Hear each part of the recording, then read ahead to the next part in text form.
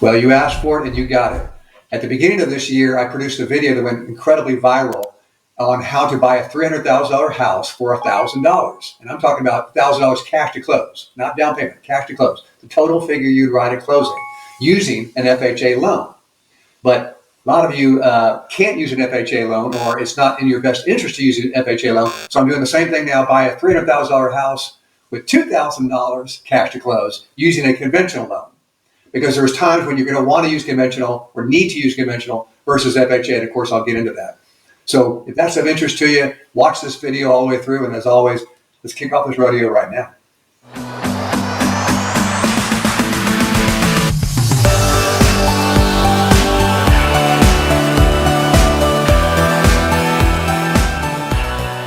Hi folks, I'm Kevin Fagan. I'm the Mortgage Patriot on your side, nestled here in the hill country above San Antonio, Texas, serving all you proud Texans and all you great folks all around the country. So another great one, because I'm mirroring a video that I did at the beginning of the year, which was on how to buy a $300,000 house with just $1,000 cash to close, total figure, using an FHA loan. But a lot of you can't use an FHA loan or don't want to use an FHA loan, or it's not in your best interest to use an FHA loan. So I'm going to do the same video, how to buy a $300,000 house with $2,000 cash to close using a conventional loan. And I'll explain why there's got to be a difference. So before we do that, if you can subscribe to the channel, please, that really helps with the algorithms and brings my library of very valuable content discussing all kinds of matters to the forefront. So do that, and let's watch this video all the way through, and you're going to learn a lot, and you might want to forward this to a friend if it comes down to it, because it's going to be good information for you. Let's get into that content right now. Okay, let's get into the good stuff. How do we get the cash to close on a $300,000 house down to about $2,000 using a conventional loan? Well, you need two things always. You need down payment assistance, and you need seller concessions. Got to have both. With either one, it's nice, by itself, but you got to have both to really drive that cash to close down. Here, we're using a conventional loan with a 0% down payment assistance program. How does that work? Well, there's only two qualifications for it. They're very simple. You need to have a 620 credit score or better. 620 or better. I can get you to 620 or higher if you're below that. Got some ninja tricks for you, so don't worry. The second qualification is your income. Your income cannot exceed your county's 80% of its average median income. So how do we find that out? Go to in the comments section and put in either your zip code or put in your county or put in your city. And I'll be able to see what that 80% of your county's median income is.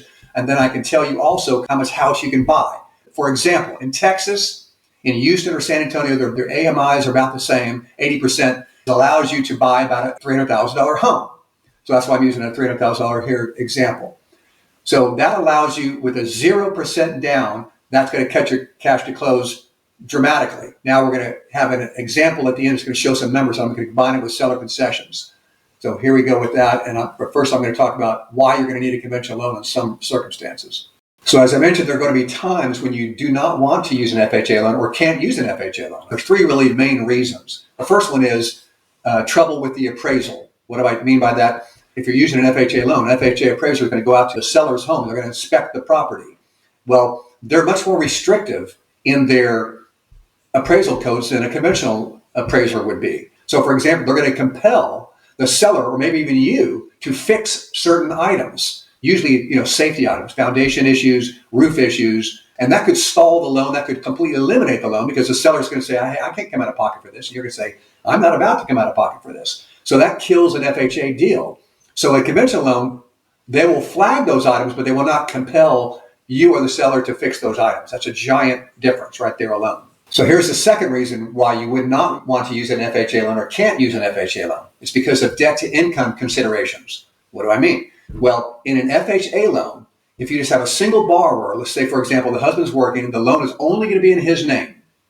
But in an FHA loan, the spouse's debt load has to be added to his debt load. So if she has car payments and credit cards and all the normal stuff that everybody has, when you add it to his car payments and credit cards and so forth, it might exceed the limitations and knock him out of qualifying. Even though he can qualify on his own, again, FHA requires that the spouse's debts are included in his. In a conventional loan, that is not the case. You do not add your spouse's debt load to your debt to income. So a lot of times when a conventional loan, that's the only way to go, because you can't qualify with an FHA loan due to that. That's a big deal. Now, the last reason why you would want to use a conventional loan instead of an FHA loan is because of mortgage insurance. So let me explain that. With an FHA loan, because they're not putting down 20%, you have to apply for, and you'll be paying on a monthly basis, monthly mortgage insurance. It's called MIP, Mortgage Insurance Premium. And that amount never goes away on a FHA loan. So in other words, you're going to be paying mortgage insurance all the way through your loan, regardless of what your equity position is. Whereas in a conventional loan, you are subject to mortgage insurance. It's called private mortgage insurance, PMI, but it's the same concept. You're paying monthly, but as your equity grows in your home and your loan balance gets smaller, once you exceed 20% in equity of your home versus your loan amount, then you are allowed to drop your insurance. So basically, you get a little bit of help in the form of almost like a refinance. You get to drop that insurance payment, and it can be fairly substantial sometimes. So FHA always keeps that mortgage insurance on board. Conventional drops off once you get 20% equity. That's a big difference. So let's walk you through a quick example so it all makes sense. And as you know, I like to use this metaphor of buckets when you're buying a home. There's always 3 cost buckets when you're buying a home. The first bucket is the down payment bucket. What percentage of down payment on a $300,000 house is going to be a 0 down? So that first bucket is 0, when it normally would be at least 3%, which would be $9,000. We're going to make that 0. The second bucket is your actual transaction costs. What are those? Those are your appraisal, inspection, title work, underwriting costs, processing fees, government recording fees. All those fees, they add up quite a bit. In the state of Texas, on about a $300,000 loan, that's going to be about $5,500. Bucket number 3, that's your building of escrows. You have to pre-fund certain costs for your loan in a separate escrow account. What's that going to cost? Well, you're going to have to prepay 12 months of property insurance, and then you have to usually pre-fund another couple months of insurance and a couple months of property taxes. All told together, in our example, that's probably going to average about $2,500, depending on the time of the year that you're actually buying a home. But right now, it's going to cost you about $2,500 on a $300,000 house. So what do we have? We have bucket number 1 is 0 instead of $9,000. Bucket number 2 is $5,500 for transaction costs. Bucket number 3 is $2,500 for escrow pre-funding. You total that up, and that's $8,000. Well, how do we get to 2? That's where the second component of this strategy comes in, seller concessions. So now that we've taken care of bucket number 1, your down payment percentage, which is 0, using our conventional loan, let's tackle buckets number 2 and 3 with seller concessions. That's the second aspect of our 2-pronged strategy, using down payment assistance and seller concessions. So what are seller concessions? Seller concessions are just that. It's something that the selling party is going to concede to you at closing to help you cover closing costs. They're going to give you money basically at closing to cover some of your closing costs. Why on earth would they do that? Well, because market forces sometimes dictate that. Meaning, if you have a market like we do kind of now, where neither the selling side or the buying side have a distinct advantage, the selling party wants to get their deal done.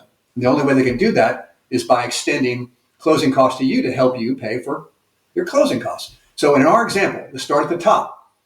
We had $9,000 of down payment, normally on a 3% down on a $300,000 purchase. That's $9,000 for bucket number 1, down payment assist. Bucket number 2 was your closing cost. We said that was going to be about $5,500. Bucket number 3 was about $2,500 for your escrows. All told together, that's $17,000.